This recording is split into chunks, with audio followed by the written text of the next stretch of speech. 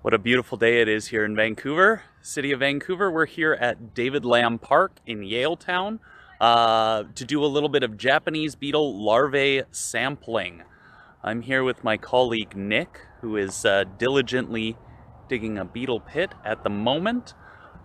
And we'll talk about that in a little bit, but first some background. Japanese beetle is a regulated plant pest in Canada. This insect feeds on nearly 300 different species of plants, including things like stone fruits, apple trees, roses, and some of the landscaping ornamentals that we see here in David Lam Park, especially Persicaria is one of its favorite foods here. So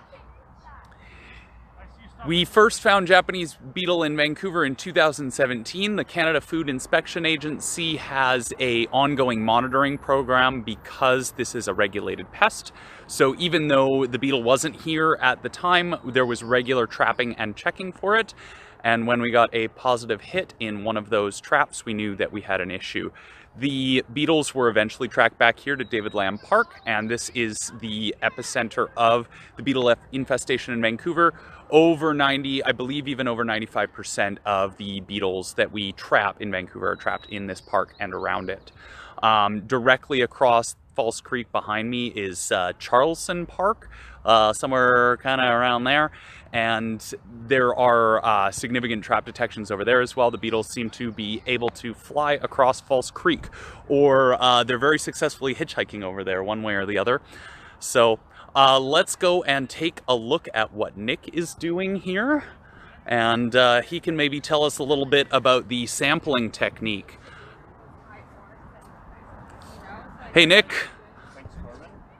Yeah, so we're just, like I said, for some of these larvae, and we're cutting out about a 12 by 12 inch square in the turf, and basically just pulling that back and inspecting the soil and the soil amongst the roots of the turf for any beetle larvae.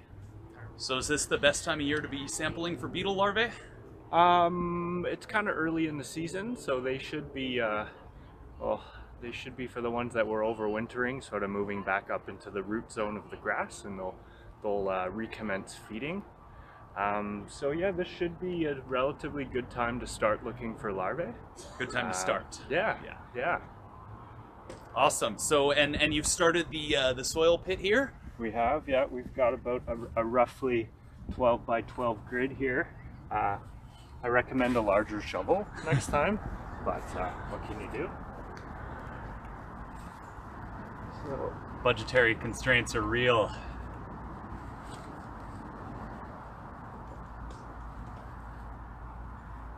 Excellent, excellent. So Nick's just gonna peel back the soil here, and there you go, freshly exposed grass roots, not immediately seeing any grubs, larvae, or other specimens.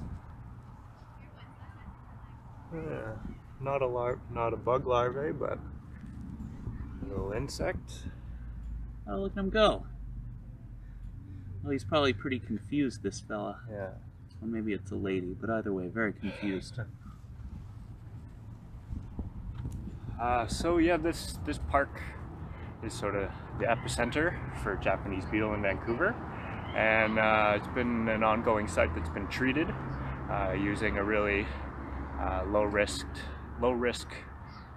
insecticide to specifically target the larvae of these beetle. So kind of the fact that we're on our third square now, and the fact we're not seeing any are good signs, and that the program is working, and the treatment is doing a good job. Yeah. That's awesome. Thanks, Nick. Let me just adjust my microphone here. So Nick's right. The treatments or something is working. Anyhow, our trap numbers have been going down. 2019 was a great year compared to 2018 for everyone except the Japanese beetle. There was an 86% reduction in trap catches of those beetles. So that's a really good sign, and it just means that we need to keep up the hard work here, monitoring, trapping, and treating to make sure that this isn't going to expand.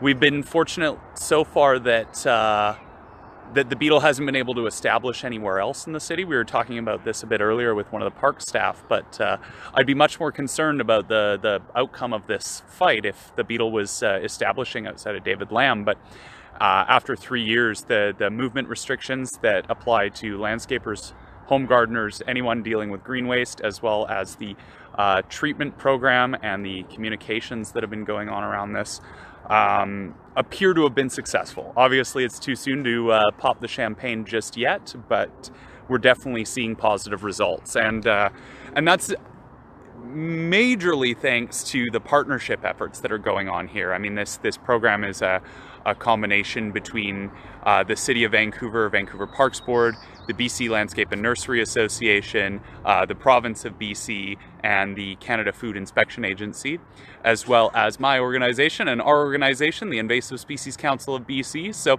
it's through the collaboration of all these partners that we're able to make such great strides here and work in sort of a coordinated, efficient, and effective way. So yeah, it's a great moment to thank all the partners that have been involved in this project so far.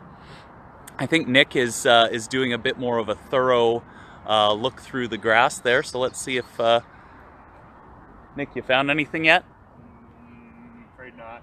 Okay, great. Well, I really wish, for entertainment's sake, that we had some grubs to show you, but I gotta say, on an ecological level and a social level, I'm pretty happy that we're not finding more of these beetles or their grubs. So we'll be back here. We'll continue monitoring. As Nick said, they're just starting to move up through the grass now, and we will continue checking just to ensure that that we have an idea of how much is here.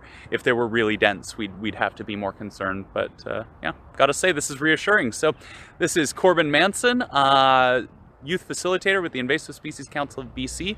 I'm signing off for now from David Lam Park, so we can continue checking out the larvae here and making sure that that this park and all the other beautiful green spaces in Vancouver stay free from invasive species. Thanks so much for joining us and watching, and hope to see you on the next live stream.